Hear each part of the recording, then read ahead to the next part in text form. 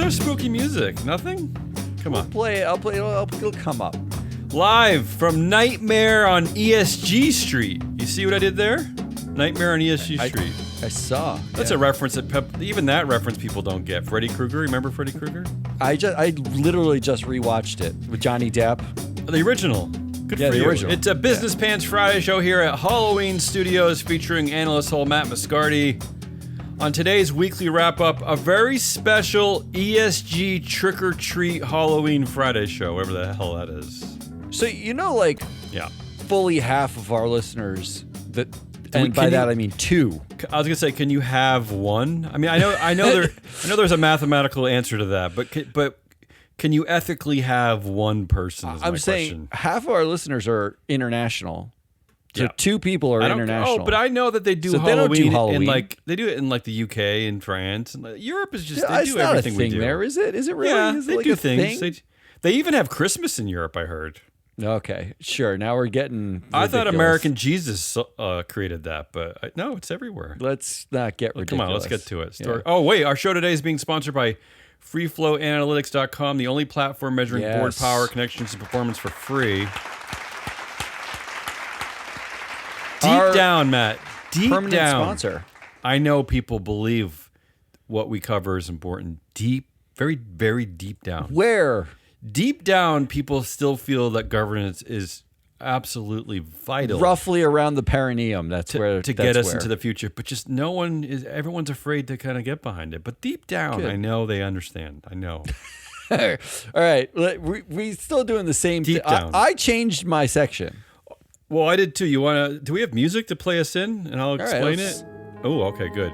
So I've been doing a trick-or-treat edition. I'm taking my stories of the week, and I'm kind of giving you an option of whether it's a trick or a treat, and I'm going to let you decide.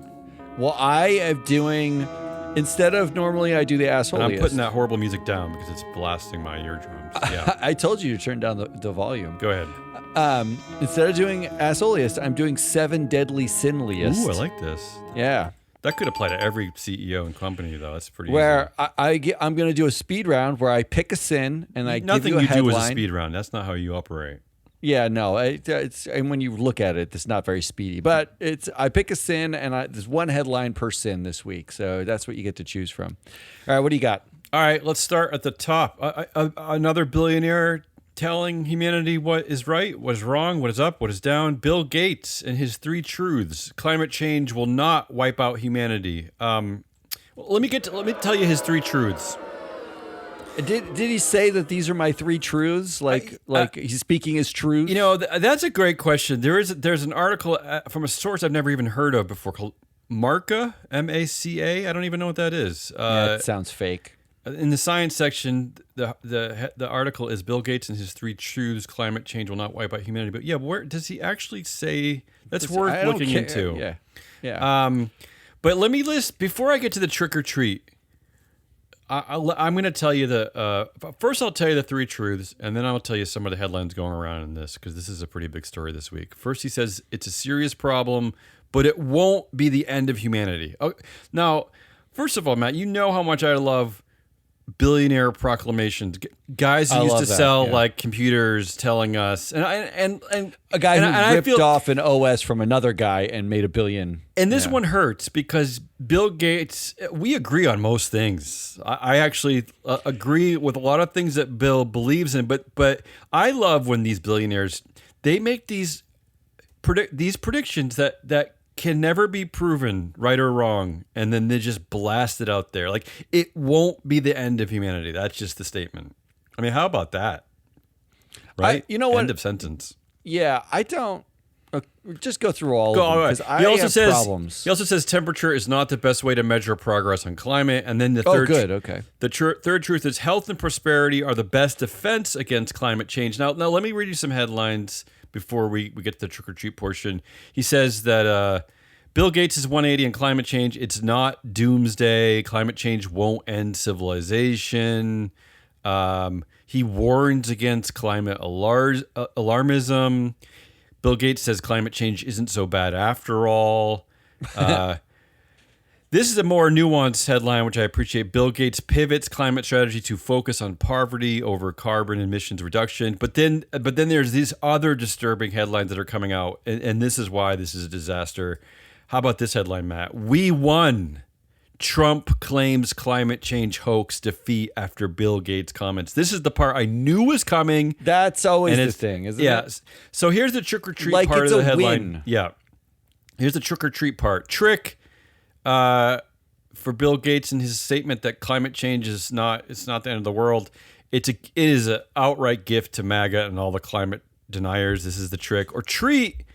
He's asking people to focus on actually helping people, helping fight poverty. I mean, it could be a treat here. I appreciate that part of his message. Okay, so go ahead. Let's get into the things. And you are the arbiter of trick or treat here. You get to do this. Trick or treat. What is it? I'm gonna go with a trick, not treat. This is pure trick. Because look, this is Bill Gates is the first of the sort of like the uber giver billionaires, the Gates really Foundation and the billionaires pledge and like all that stuff. He left his company early. He did the whole routine that actually now is emulated over and over and over. He segued to chair, right?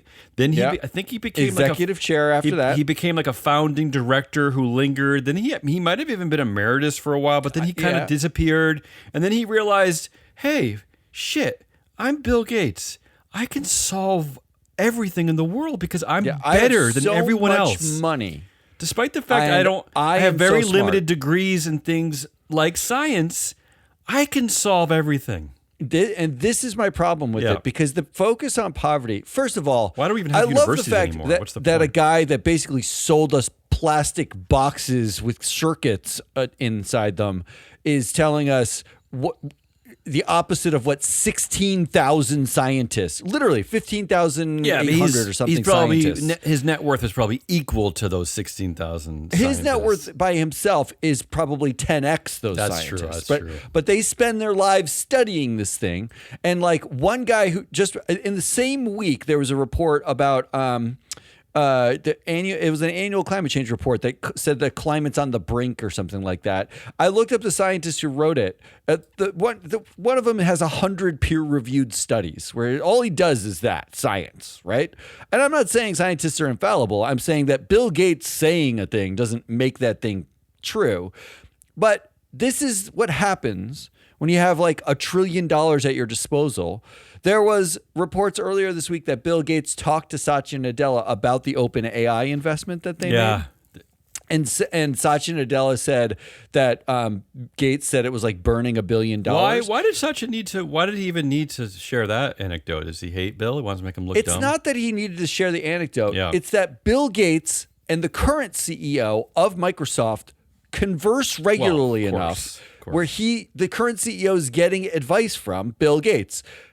Bill Gates, just because you have the Gates Foundation, you have billions of dollars, does not mean you get to choose, or should not mean you get to choose for all of humanity who gets saved and who doesn't. So you're choosing now poverty? Yeah, Bill, here's what you should be doing. You should just be quieting down and investing your money like crazy so that it makes more money and constantly giving it away. Like that's what you should be doing. Like just that gets me to number 2. Away. And by the way, okay, but before you say that, I did forget one important thing about the Bill Gates origin story. He's the first college dropout, right? He's the original. He's the college dropout founder. He is Mark Zuckerberg because he went to Harvard and dropped out. He started all of this, right? Yeah, it's his fault. All of this. Yeah, go ahead. It's his fault. Go ahead. The second thing I didn't say it's his fault. Occurs to me said. Yeah. When this broke was we know from reporting that the Gates family, Melinda Gates and Bill Gates split is totally done. Melinda Gates is out of the Gates Foundation now. She's not part of it. Out of the marriage, out of the foundation. Out of the marriage, out of the foundation, has her own stuff going on. Yeah. I wonder now how much of the climate change thing was her. Like she was doing it. Well, she was the focus people on do equate ESG with women.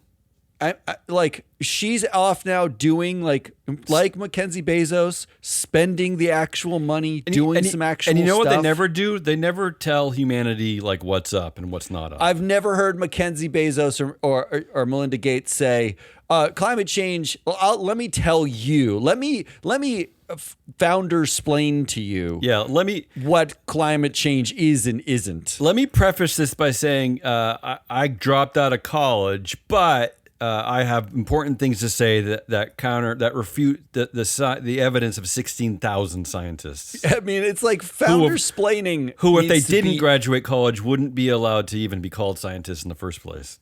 Just because you got $1 billion does not mean you should explain you're picking it. trick. So I'm picking trick. It's a trick. This is just a gift. Bill, shut your fat mouth. I don't like this, Bill. You don't have to announce that anything about climate change. Yeah, tell your friends. You don't have to say anything. Just say, I want to really fund stopping poverty right now. Or don't say anything about climate change. Just say that. That's true. Shut the fuck up. Yeah. Or just do this. Just like go to the movies with your friends, and then like when you're driving home, just be like, you know what, guys, I don't know if climate change is going to end humanity. And then his friend Doug can be like, well, I don't know. Maybe you're right. I don't fucking know. What do I know? I'm not a scientist. Because you dropped out of college. I mean, what do I know? 16,000 scientists Yeah, let's talk about the know. movie. I don't know. Who cares? All right. The second story of the week, trick or treat. Okay, first the headline. OpenAI completes for-profit restructuring and grants Microsoft a 27% stake in the company. I have a bunch of trick or treats on that you can weigh in on. Let's start with the first one, trick. I'm going to give you 4 trick or treats, and I want you to I don't even know what I want you to do. You figure it out. Trick. OpenAI has completed its for-profit recapitalization and converted its for-profit arm into the OpenAI Group Public Benefit Corporation. That's a trick. Treat. Yeah, the trick is that it's called a public benefit corporation. Yeah, the treat is that the corporation remains controlled by the nonprofit foundation. So which of that trick or treat, which one wins? All trick. All trick. But and I'm going to discuss. So you're not swayed. You're not swayed by the fact that the nonprofit maintains control, because that's what they're going to constantly talk. Okay, what a fucking gaslight. All right, one more trick or treat that I want you to decide between. The trick is that a major corporation, Microsoft, which we just talked about, the one that Bill Gates founded, has gained a 27% stake and retained access to OpenAI's technology through 2032. The treat is that maybe this is actually a good thing. Sam Altman has like an adult in the room. Microsoft has gained a 27% stake. So is it a trick or a treat? Does Sam need this kind of oversight or not?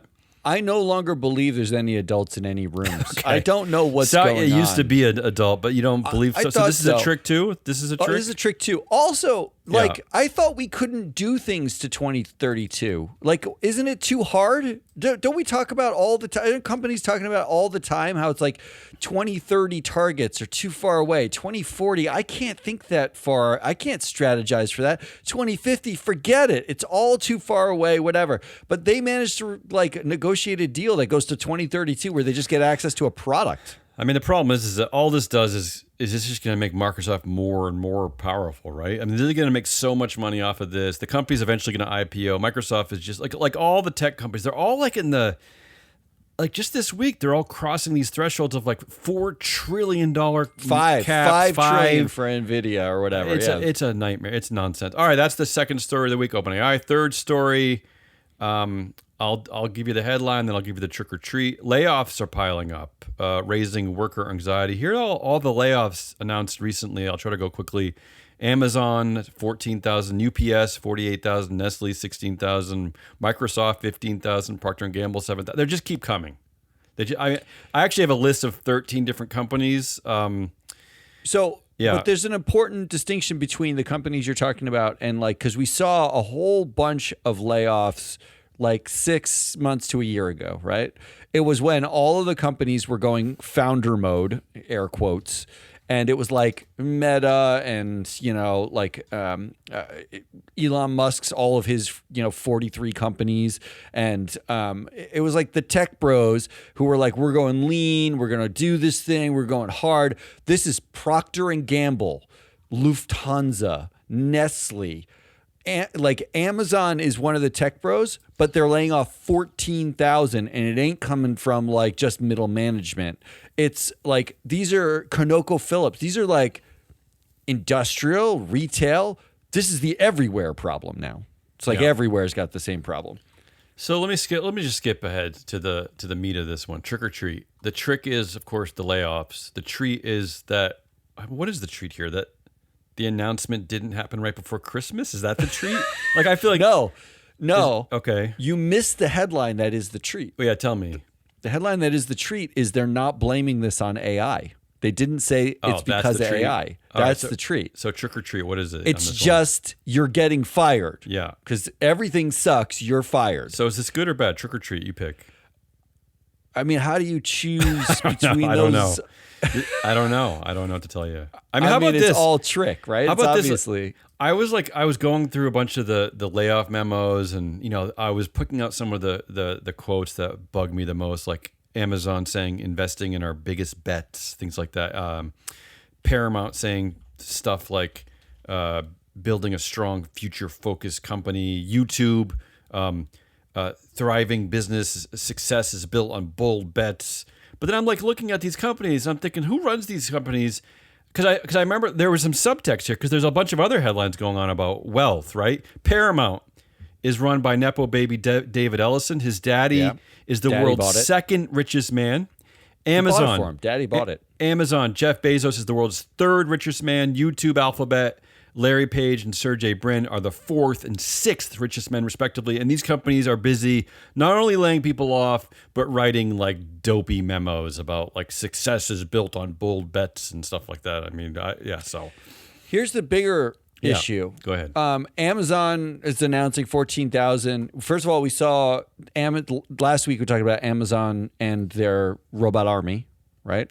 That they're building a robot army to replace people. They have 14,000 layoffs, and 3 days ago, Amazon stock jumped because they announced a third quarter beat on earnings. That's right. So they're making more money. Yeah.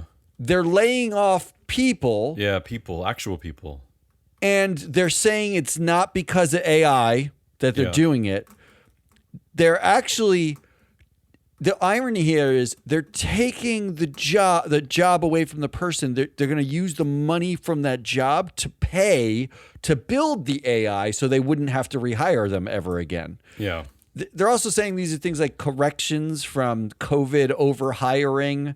And that's all corporate gobbledygook. I mean, Jeff, I can't get over this. Jeff, if you're doing so fucking well, like 6 people have over $200 billion like in net worth. The 14,000 people that you just laid off don't cost $1 billion.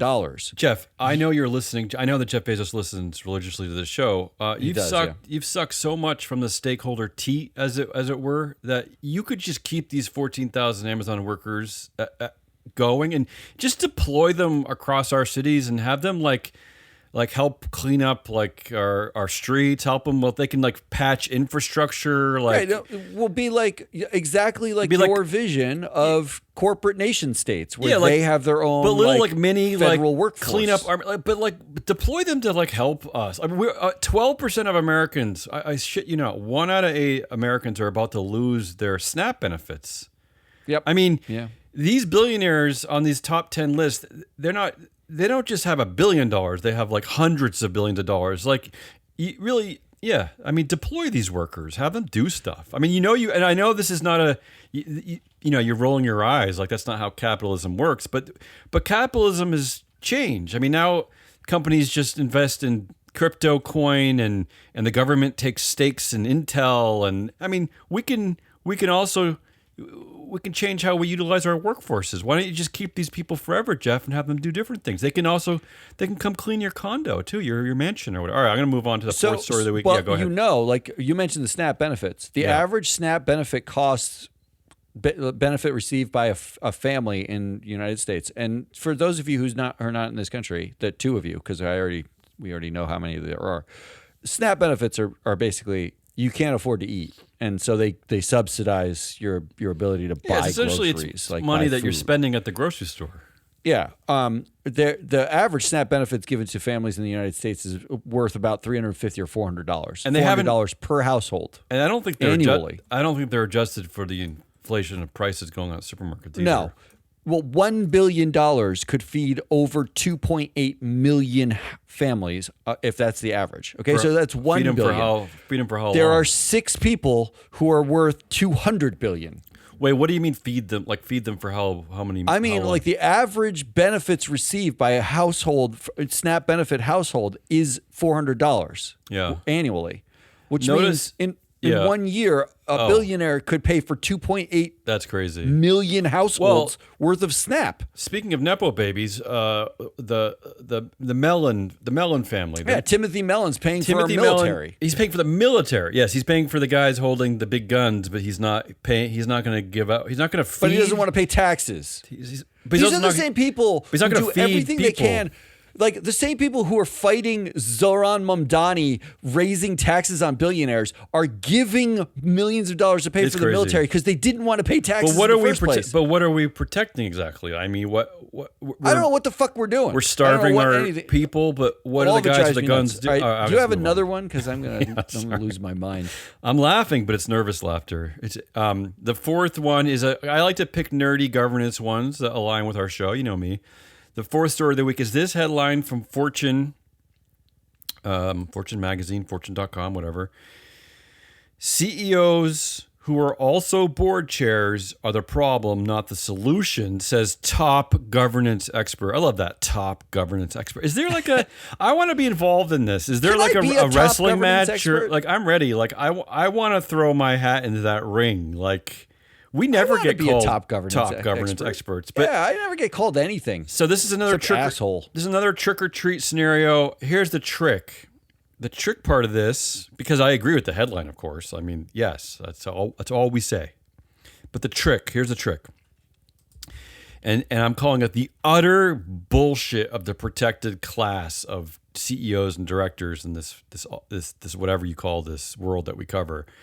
The so-called expert is a man named Charles Elson, who I'm sure some of our listeners know of. Charles Elson. I've met him, yeah. Okay, there you go. You met him. Is the founding director of the Weinberg Center for Corporate Governance at the University of Delaware and a director on several boards over his career. Here's the quote from the article that really irked me. I well recall the CEO and board chair of a manufacturing company, which I won't name, telling me smugly he had just bought a corporate airplane for his directors to use. He said he didn't expect much trouble from them after that. So this is your top governance expert. He's telling cute little anecdotes about basically corruption, but we can't name them for some reason. Like what? I don't like not naming them. What are we doing? Just say their name. And by the way, I might be able to help us name them because I did the math here, right? So he currently serves on the board of Encompass Health. He also previously served at Circon Corporation, Sunbeam, Nuevo Energy, AutoZone, Alderwoods Group, and Bob Evans Farms. 2 of those companies are in the manufacturing space, Circon and Sunbeam. So maybe it's one of those two, right? Maybe it's one of them. I bet you, not only maybe it's one of those, but I bet you if we looked at when he served and looked at who was on the board. And when they got their corporate aircraft. The reason why you don't name them is because someone you worked on a board with is on a board today somewhere else. What do we, how? That is what the problem is. Yeah, I don't understand this world. Because, are you friends or you just name them, then we know where the risk is. Yeah. So, this is also the problem: is that how do you expect boards to separate the roles of CEO and chair when we're too afraid even to call out like corruption on a level that we're buying them airplanes to use so they'll shut up and vote my way. Yeah, shut up and vote however. I mean, it's not like this, and it's not like this CEO is still probably in power. I'm sure he's probably retired. It's probably a long time. I find the whole thing disgraceful. I just don't. That's the trick. The treat is of this headline that CEOs who are also board chairs are the problem, not the solution. Is that we're always right. Free float media is always right about everything. Just because we're not called top governance experts, we're always right. we're this is the treat. We won? Treat. Did we win one? Yeah, we got one treat. Okay, yes. Here. We got one treat. It's not all tricks.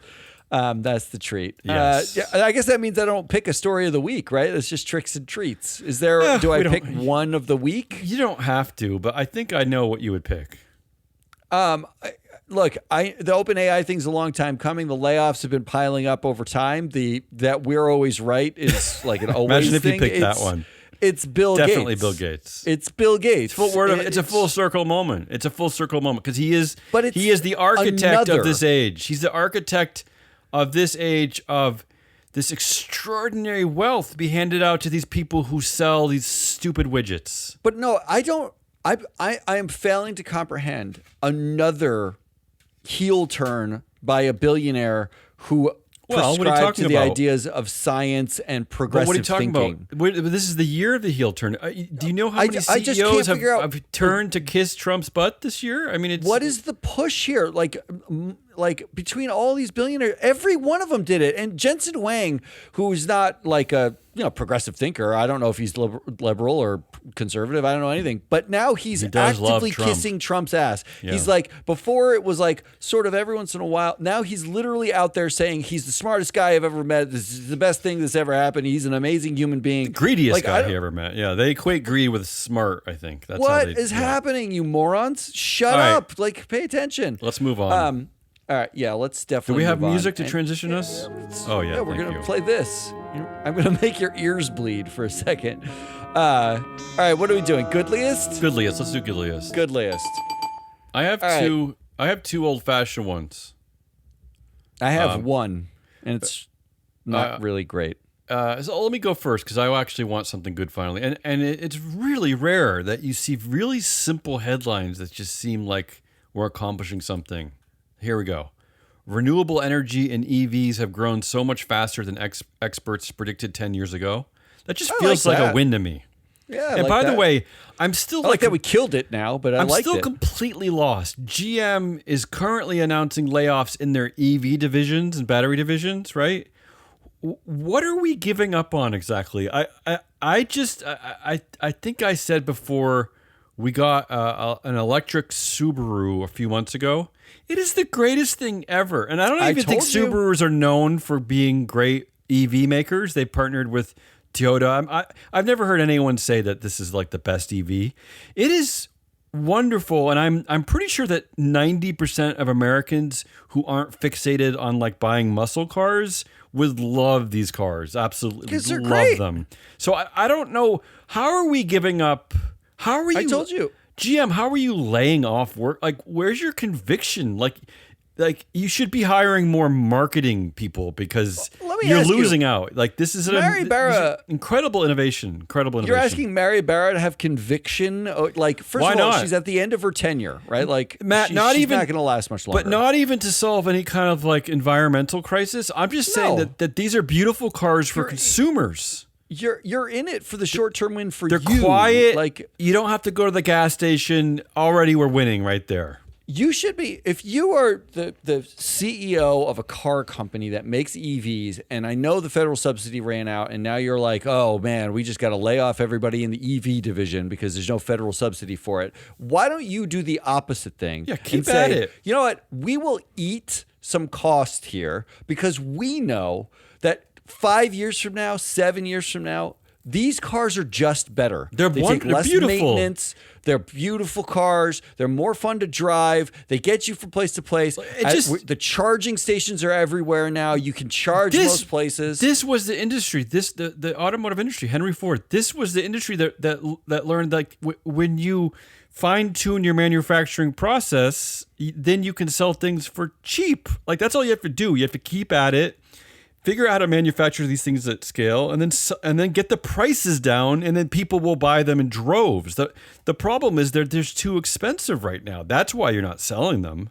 I mean, this would be like if the cost of horse feed went down, and you were like, I should stop making cars because the horse feed costs went down. Like it's still the future. Anyway, just stick with it. And my second good headline of the week, which also is just shocking to me that we're even doing this, in the right way. Brazil boasts drop in deforestation ahead of UN climate talks. I think for the fourth straight year, they're actually going down in destroying the Amazon It just wake me up when they stop entirely. Right, but I just can't believe like we're on the right side of anything with those two headlines. But all right, what do you got? All right, here's mine. The headline was billionaires are spending big to stop Zohran Mamdani's New York City mayoral bid. Great. And I picked the headline for this quote. Yeah. This is from Mamdani himself talking in an interview with MSNBC. He said, quote, "They're spending more money than I would even tax them."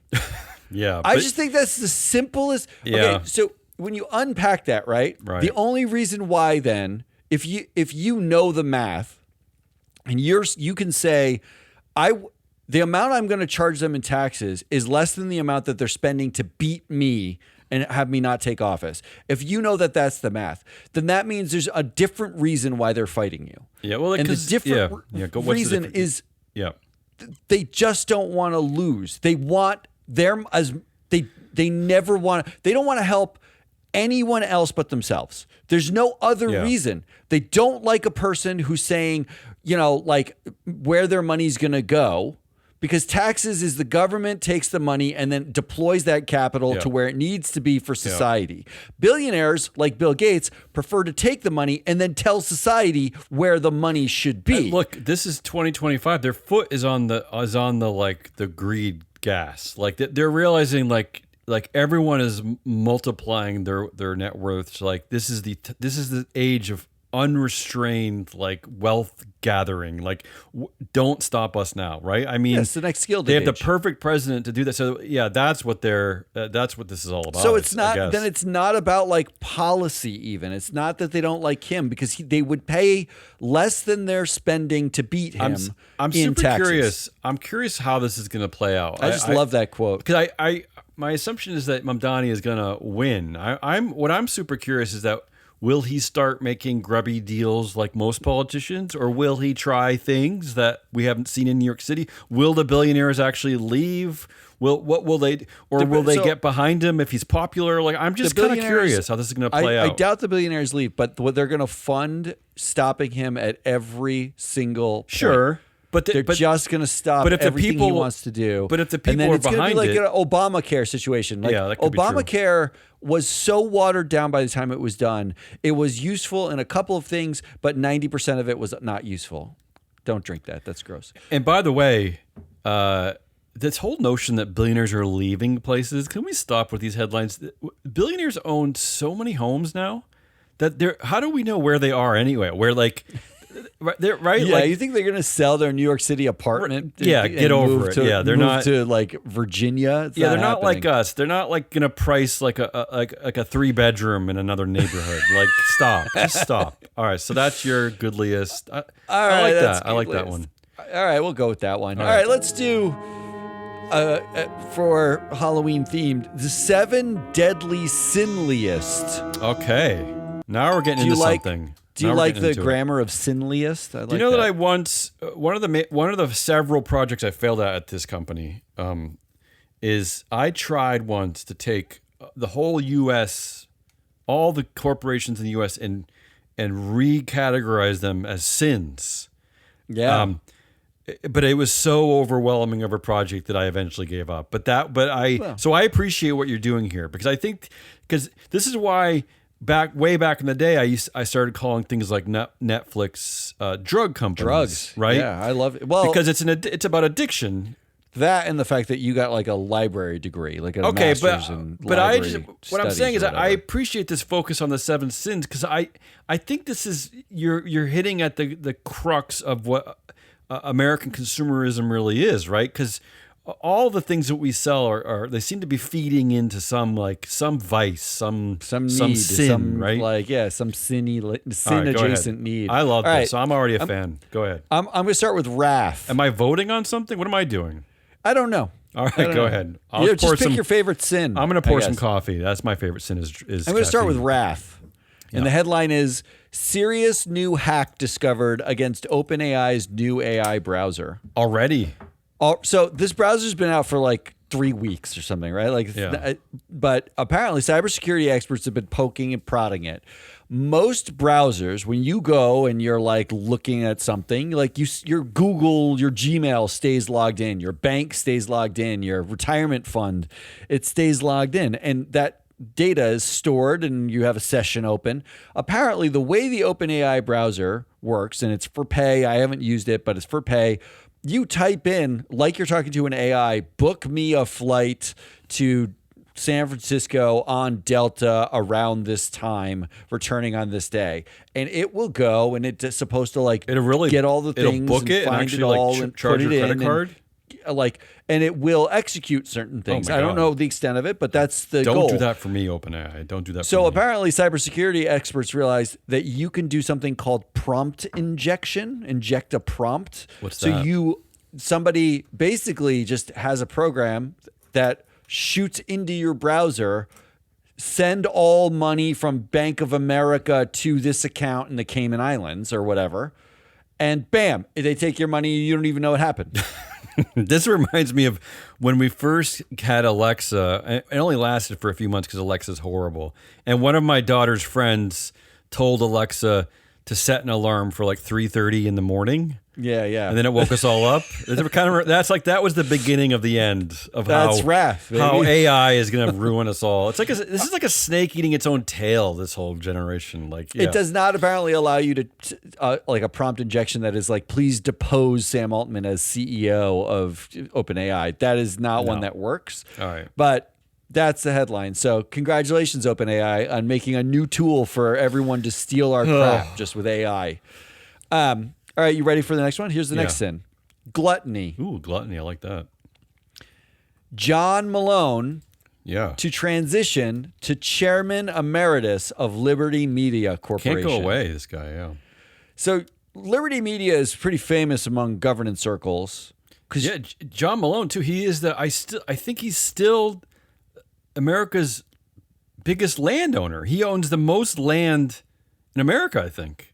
I think it's millions of acres. I don't know how much land he owns. Yeah. All I know is that he's one of the guys that basically has 30 different subsidiaries and tracking stocks, and he always owns like just under 50% or just over 50% of the voting power. There's hyper circular companies. His CEOs are CEOs of multiple companies of his, and they're all listed. Like, so if you go to like TripAdvisor, that's a Malone property run by Greg Maffei, but Greg Maffei also runs 3 other companies, all of which report to John Malone. It's all a nightmare.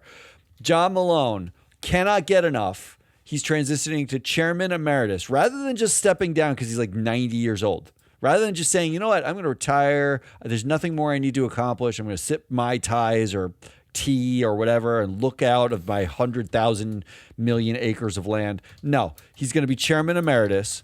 Here's the release quote. Quote, effective January 1st, 2026, long-standing chairman of the board, John C. Malone, will step down from the board of directors. They say step down from the board of directors.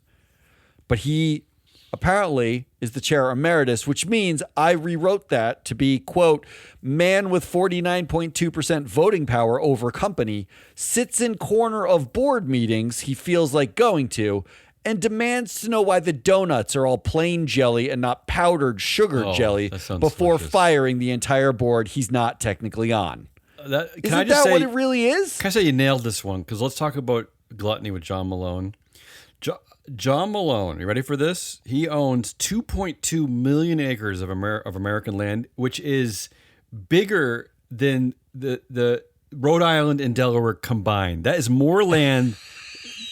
He owns. What are you gonna do? He owns with that? land bigger than 2 U.S. states. It's the size of Yellowstone National Park. 2.2 million. What are you going to do with that?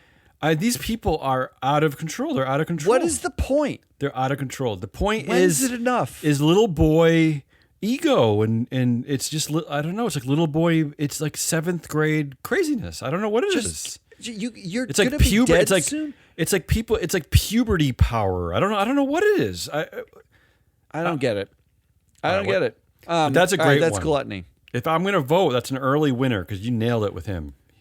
How about sloth? I like sloth. Goldman Sachs CEO David Solomon the bank hasn't made enough progress in hiring women. I like that you picked this one. I was going to use this, and I saw you did it. I love this, and I want to tell people that David Solomon has been CEO of Goldman Sachs for more than 7 years now, right? Yes, more than 7 years. So they haven't made enough progress in hiring women. He. David Solomon hasn't made enough progress. Notice the pronoun. He uses the pronouns he, him. He. But here is the quote. The reason why I picked it for sloth. The quote is, when asked, quote, Solomon estimated that women make up 41% of Goldman's total workforce on Thursday, although he said he was not certain of the percentage. Yeah, which is probably why they're not making any progress, because he doesn't give a shit. You couldn't bother to look up the percentage? He doesn't care.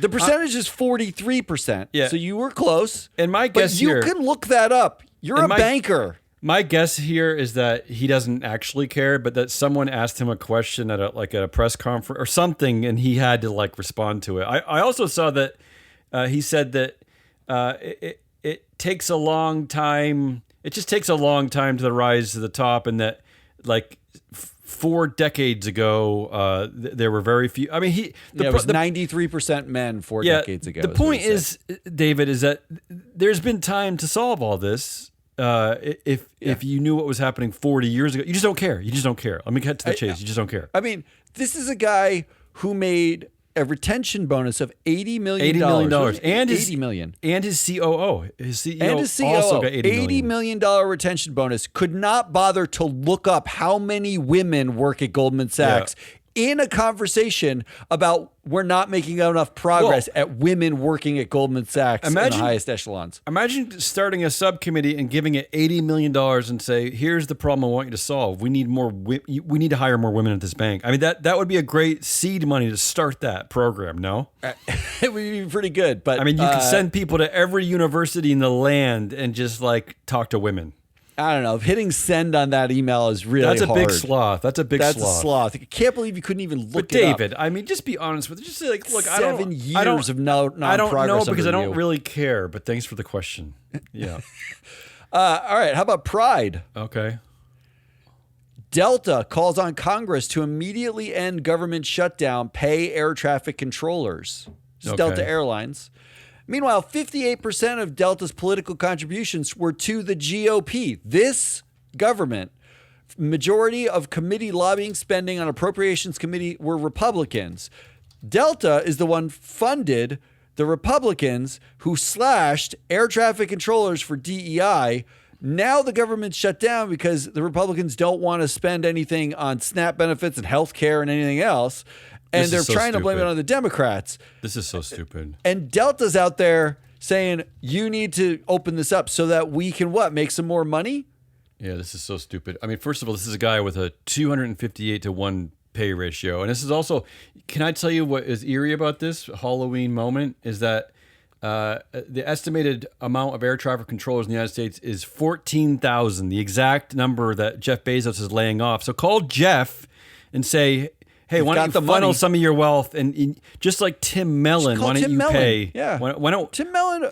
Yeah. Why are we just paying the military? Pay for the air traffic controllers too. If we're going to do that, we might as well pay for somebody else who's important. Yeah. Turns out certain things are important. I mean, and I'm sure how many of these companies have been involved. Now that I think about it, several airlines over the past several years have been involved with major share buybacks. So there's cash at hand here at these companies. I mean, you should be paying the air traffic controllers. How about that? Well, and so the operating revenue for Delta in last quarter was $16.7 billion. Billion.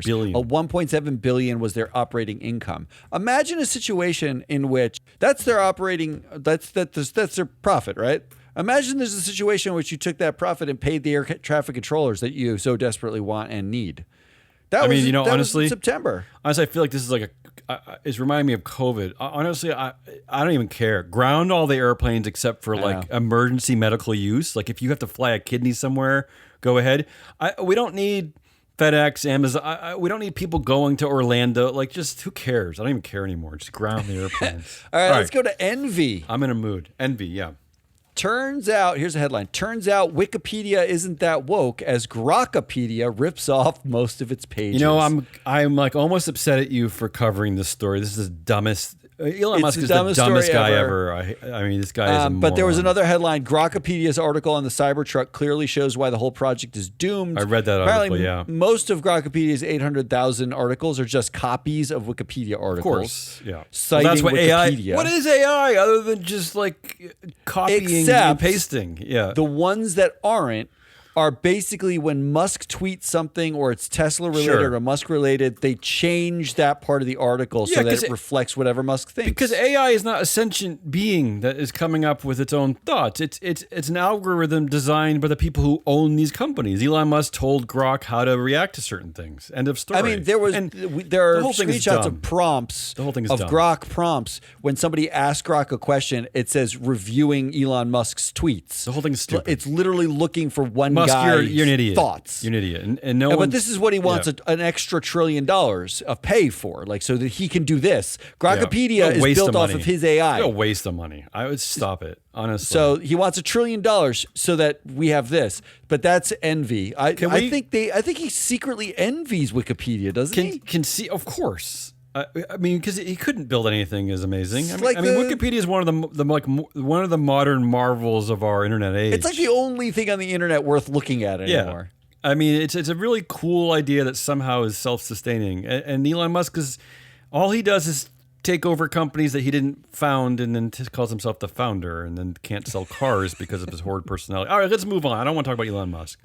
How about Lust? Ooh, Lust I like, yes. Here's the headline. Meta denies torrenting porn to train AI, says downloads were for personal use. Stop. That's a real story? That's not only is that a real story, so Strike 3 Holdings discovered they have porn. I don't know what they do. It's a torrent site. I don't know. But discovered illegal downloads of some of its adult films on Meta corporate IP addresses, as well as downloads that Meta concealed using stealth network of hidden IP addresses. Yeah, and accused Meta of stealing porn to train its adult version of AI. They did. We know that Meta is stealing like almost everything to train its AI. Now Meta denies this, says it was for personal use. It was stealing from their users. Some person. Well, I believe that too. I believe that there are a bunch of like workers there, all men who are probably watching porn at work. But how about the Meta employees, the people stealing are too stupid to realize that there are some VPNs that completely hide what you're doing, but they couldn't use those VPNs. They had to. They use hidden IP addresses for this, but you could trace it back if you really want to. Well, no, there are some ways of completely hiding it, but they're not nuanced enough to hide the cover of their tracks when they're stealing from people. Well, we know that Meta as AI, when asked to reproduce Harry Potter, reproduced word for word 73% of it. Right, there you go. And that means effectively it stole it and is reproducing it for you. Zuckerberg should not exist as a CEO anymore. And last, my last sin is greed. Ooh, but how do you even pick on this one? It was really hard, but I did choose OpenAI restructure paves the way for IPO and AI spending spree. Yeah. The IPO is expected to be valued for OpenAI at $1 trillion out of the gate. It's going to be a $1 trillion company is what the expectation is. Its last round of funding was a $500 billion valuation a month ago. And there's no announcement of an IPO, but they're setting the groundwork for a potential IPO. As you mentioned, the Microsoft owns 27%, the nonprofit owns 26%. And you were talking about so the nonprofit will control the board of the company. Here is the board of the nonprofit that controls the company. Yeah. Brett Taylor, ex-boards of Salesforce, co-founder of Salesforce. He was on the board of Twitter.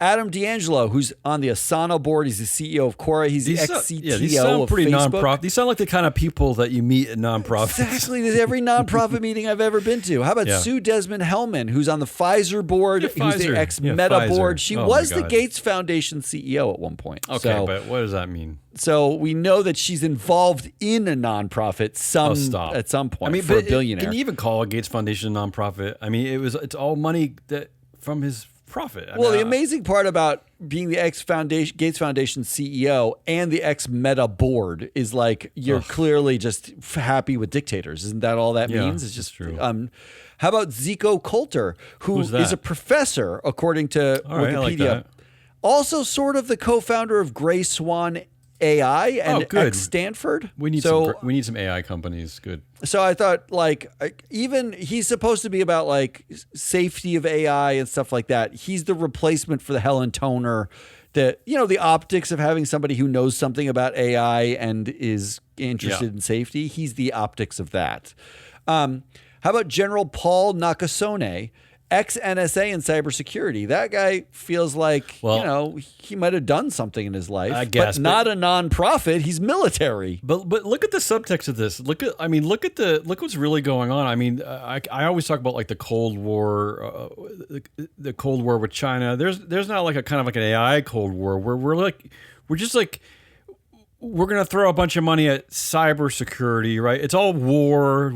Yeah, it's always, of course. So we're going to throw all this, the enemy. All the VC bros are going to invest all this money in cybersecurity because AI itself is going to create stronger villains who are going to attack us, and the whole thing is just like a snake eating its own tail. The whole thing is just stupid. But no board would be complete without at least one person of color on it. So they went with Bayo Ogunlesi, who is a longtime board member. He's on the board of BlackRock, Topgolf Callaway, the golf company, Cosmos Energy. He was ex-Goldman's board. Jesus. Larry Summer, also ex-Goldman, on the board. He's an investment banker by trade, and he's a black man. So we covered our person of color. At least they found one with a guy who has a long history of investment banking and finance, not AI. Why have a board that represents nonprofits? Why have a board that represents humanity? I mean, I love a nonprofit board with an investment banker on it. It does feel totally congruous. But I'm not getting into politics here. This is not about left versus right. But shouldn't an AI board, shouldn't it have members from across the globe? I mean, you should have people from Asia. You should have people from Africa. I mean, really, like, you should have people from all disciplines. Really? I mean, seriously, shouldn't this be the most diverse board on the planet? Because this is a really important thing, AI. I mean, the mandate of the nonprofit is AI to benefit humanity. That's the mandate. You have all these. You have Brett Taylor and Adam D'Angelo on the same board. Like, you have two.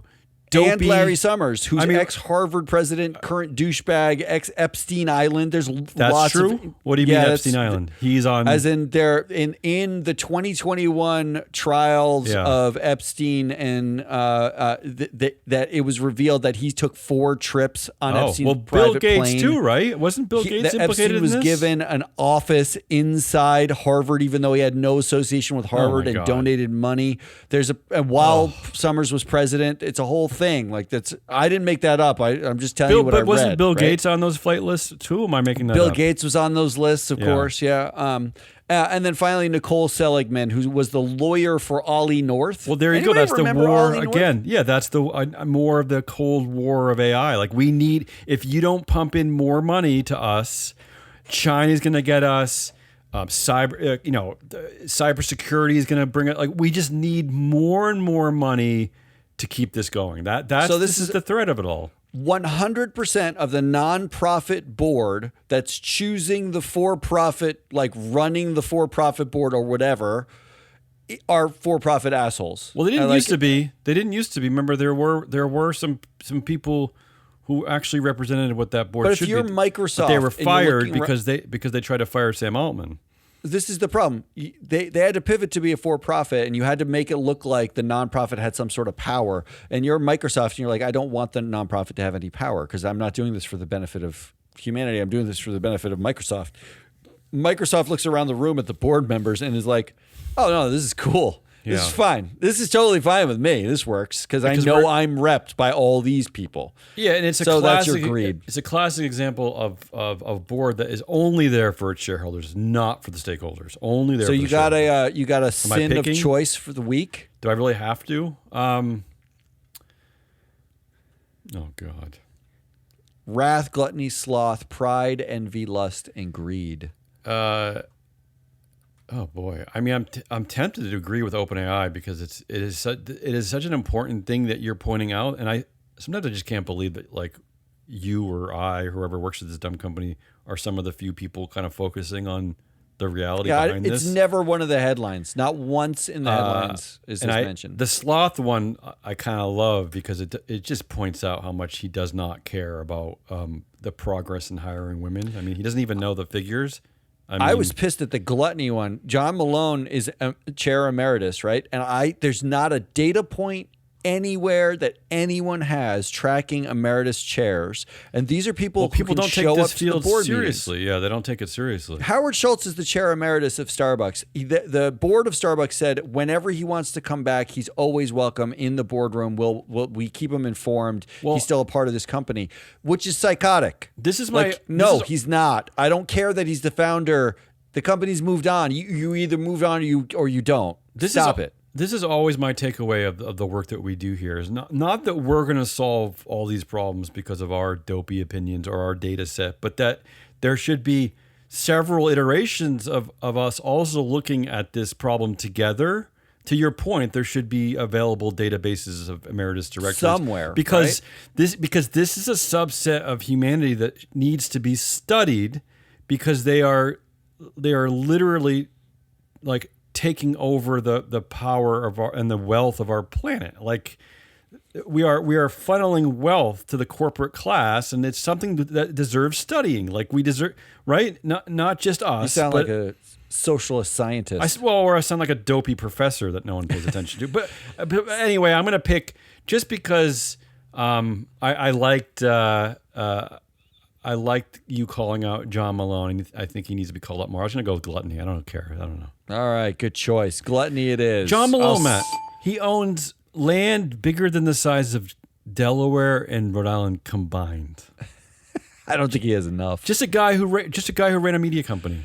All right, let's do some headliniest top headlines, the winners, and some predictions, and let's get out of here before my head explodes. I don't know why this made me laugh. I just love the way my headline sounded. I don't have to even go into what it's talking about. I just love it for some reason. Claim that climate change does not affect bananas lacks context. I just love the mystery of that. I just love it. I don't know why. I don't know what's my problem. I do love that because you have to have seen the claim about bananas in the first place for this to start to make sense. And then the punchback is that lacks context. Yeah, like people are fighting over this, or I don't even know. Who's having a battle about climate change and its effect on bananas? And who's claiming it doesn't affect bananas? Like somebody's saying it's not going to bother bananas. Did Bill Gates mention that in his newest screed that like bananas are okay? Like humanity's fine and bananas are fine. Let's move on. Just move on. Bananas are good. All right, what do you got? I have two headliniest. One, simply because I couldn't believe this is a company. The headline was Secret Double Octopus appoints former NetApp CEO Dan Warmenhoven to its board of directors. Those are two great things. I love that name, Warmenhoven, and I love Secret Double Octopus. Yeah. And I can't figure out how are we not taking seriously as a company when there is a company out there that does cybersecurity called Secret Double Octopus. That's what they do. So boy. It's like a 7th grade boy like making up the name of a company. It's freaking great. They work with banks. Like we're trying to sell data to banks, and they won't have it. But Secret Double Octopus has got accounts. Yeah. And here's the other one: embattled Tylenol maker Kenvue hires new marketing chief. Yeah. I like that's the problem was just that we marketed Tylenol badly. I like that. Problem solved. They're gonna need it. Yeah, I like that. Who's your winner for the week? Mine's simple. Unfortunately, it's climate change deniers. Bill Gates has. I feel like people are going to take this so seriously, and that his word is going to be gospel. They're going to be like, "This was the number one guy fighting it. He doesn't care anymore. We're done." No, I think he's the last on a train. I think because honestly, like Musk, he was the liberal hope on this. I don't know. No, I don't think so. All right, what do you got? My winner is Jim Umpleby. Of course, you always pick Jim Umpleby. Who the hell is that? Well, so Jim Umpleby, he's the current executive chair at Caterpillar. Okay. We talked about him last week. Did we? Because we pointed, yeah, no joke. I brought him up last week. Never brought him up before, I don't think. Why? Last week we pointed out there are 122 non-founder or family executive chairs roaming around like Jim Umpleby, and that they tend to actually underperform on TSR historically. I believe that. Yeah. They don't add any value. Especially companies like Caterpillar. Yeah, I believe that's fine. It's like a boys club. Yeah. If the value add is like, what flavor margarita should I get at the place closest to where headquarters are? Maybe he adds a lot of value. But just like 2 days ago, Jim Cramer came out and said Jim Umpleby is a visionary. That's his words. Jim Umpleby, the headline was Jim Cramer calls former Caterpillar CEO Jim Umpleby a visionary. That was the it's like he's like the Jeffrey Sonnenfeld of like business media. He just throws out these like wild statements. I just love that. I just like Jim calls Jim a visionary, first of all, and we just talked about Jim Umpleby. That's a winning week for him. Did you know that David Calhoun at Boeing, former CEO of Boeing, is laser focused on safety after the two planes went down? Do you know that one? Really? Was he? According to Jeffrey Sonnenfeld. I didn't hear that. If I had read that, I would have thought differently. Predictions. Here's Bill Gates' next billionaire truth. He's going to come out and say, pumpkins are not actually orange, and we should be thinking about grapefruits instead anyway. Oh, that makes so much more sense. Right? I mean, why are we worried about pumpkins being orange anyway? It's the grapefruit. We should be thinking about grapefruits. That's true. I keep showing up at Halloween. Billionaires are so smart. They're just so smart. All right, here's my prediction. My prediction is simple. Goldman Sachs CEO David Solomon, DJD Sol, looks up the number of women who work at Goldman Sachs. I don't know. I don't know if that one's going to be true. Maybe. That's my prediction. Maybe. I don't know. Maybe. I'm predicting it. Yeah, I think he stopped caring after that. I'm predicting. After the meeting and the panel ended, we got asked that question. I think he stopped caring already. I think if the next time someone asks, he says 42%, we know he didn't look it up. That's all we got. That's Hazelnut Rawlis. I'm your analyst, Matt Biscardi. We are Free Float. We'll be back next week. We're actually going to do a proxy countdown next week, and I have to revive something we did for Halloween last year. I like this. I liked what you did last year. We did like not just zombie directors, but mummies and Frankenstein. This is one of your best concepts ever, yeah. So we go through and we're going to find an update of some like freaky directors who are out there to maybe vote against. If you didn't get Shareholder Primacy this week, it was fabulous. Mike Levin and Ann Lipton. We're actually working on a foursome coming in December. We're all going to get on a pod together. And we're going to talk about the proxy season. I'm not invited. You were. I don't believe but that. You're expected to sit silently. Okay, I can do that. Throughout it. That's all we got. Until then, goodbye.